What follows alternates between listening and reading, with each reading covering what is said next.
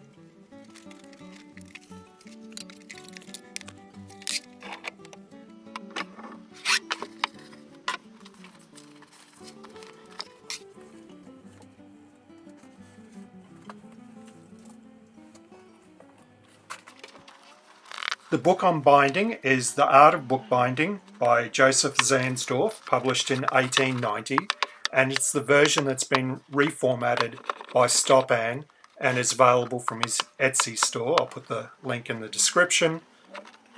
Now, the one issue that I have with the way he's formatted it is that the sections are quite thick. I think it's 8 sheet sections, and it's which is probably fine for a library style binding, sort of appropriate. However, when you round the book, you usually end up with starts or steps in the foredge, and it's a bit hard to get enough swell for the rounding and backing. So to get that swell, you need to use a thick sewing thread, and I think I used 16-3 linen thread, and the tapes, I'll use 3 tapes, 3 cotton tapes, and they will be folded into the waste sheet to form a tab that will be inserted into the split board. I'll saw in the kettle stitch locations so as to minimize the bump on the spine at these locations. Otherwise they'll stand fairly proud, especially with the thick thread, which will be hard to hide under the spine.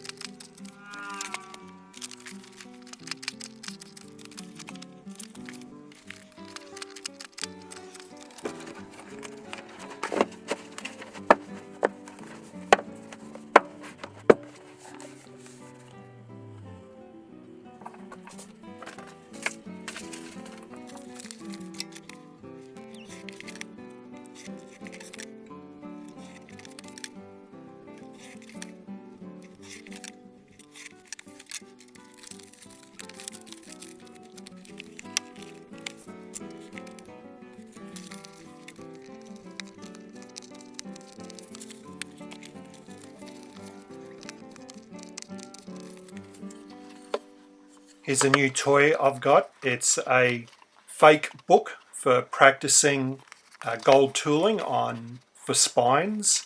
It's something that Frank Wiesner made up for me. I'm sure if you want one the same, then he'll make one up for you as well. And I thought it'd make a nice platform to do the sewing on.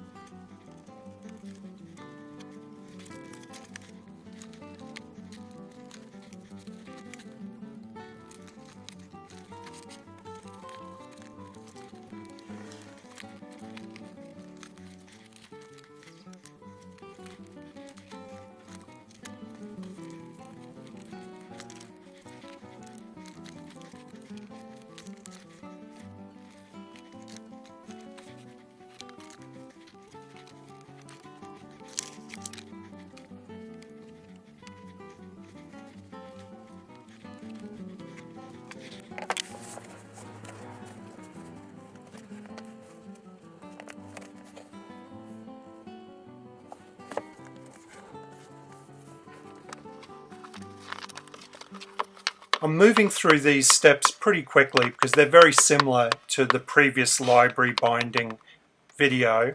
Though I do want to show most of the steps, I might do things slightly differently, which may be of interest. I'm going to glue up the spine before I cut the foredge, and then I'm going to sprinkle the foredge. I'm not going to spend a lot of time on the sprinkling because I use this book in the sprinkling video specifically for beating a brush against a pen. So I've got all the details, well, sufficient detail in that video on the sprinkling. So the order of operations is glue the spine of the book, cut the foredge, sprinkle the foredge, round the book, cut the head and tail, sprinkle the head and tail, and then back the book, put the shoulders on the book.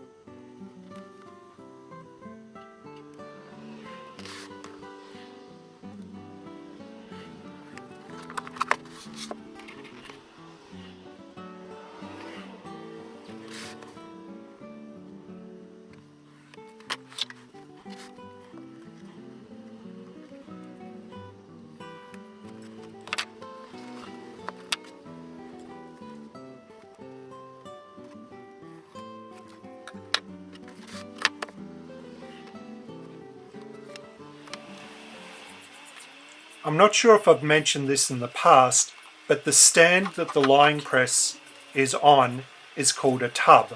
I guess it's got a tub at the bottom where all your waste ends up. And the tub has legs at one end that lean outwards. So that is the end that you should stand when you're using the plough. So it sort of takes the force of pushing against the tub. However, for the convenience of filming, I often go from the other direction as well, just so I don't have to move the lights around. But normally I would always use that end that I'm using now to plough from.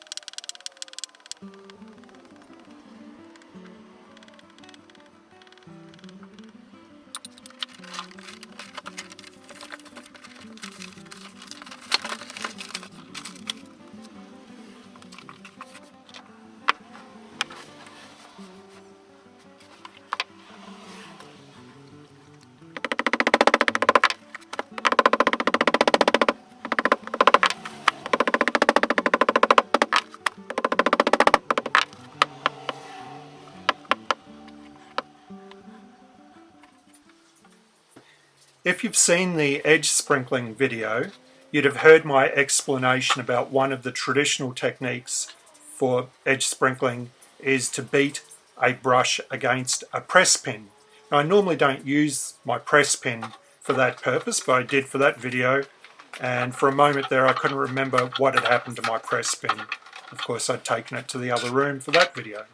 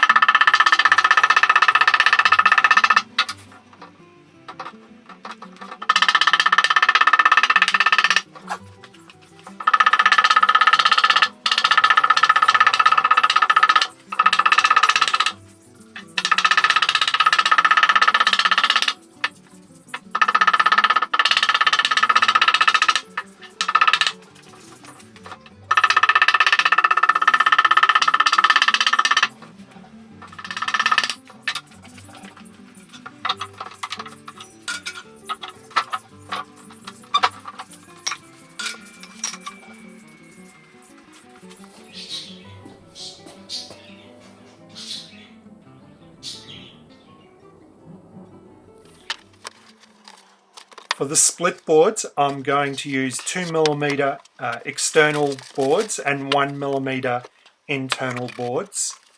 And I didn't explain it, but I used 3mm shoulders. So I marked 3mm on the shoulders for the backing, and that's why I did 3mm, because of the 2+1. So just glue those together, 2/3 of the width, and then put them in the press with a bit of lightweight to dry.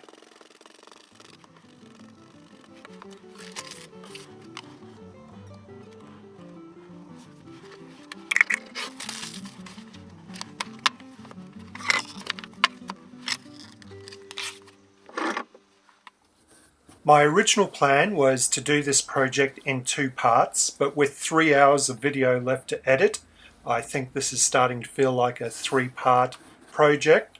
So I will finish here, and next week we'll move on to lining the spine and attaching the boards. And then in the 3rd video we'll probably finish the book with the covering in full buckram. As always, I really appreciate your support and hitting the big thumbs up button if you enjoy the video. I always enjoy your feedback and questions. If you want to be notified about my future videos, please hit the subscribe button. And until next time, cheerio.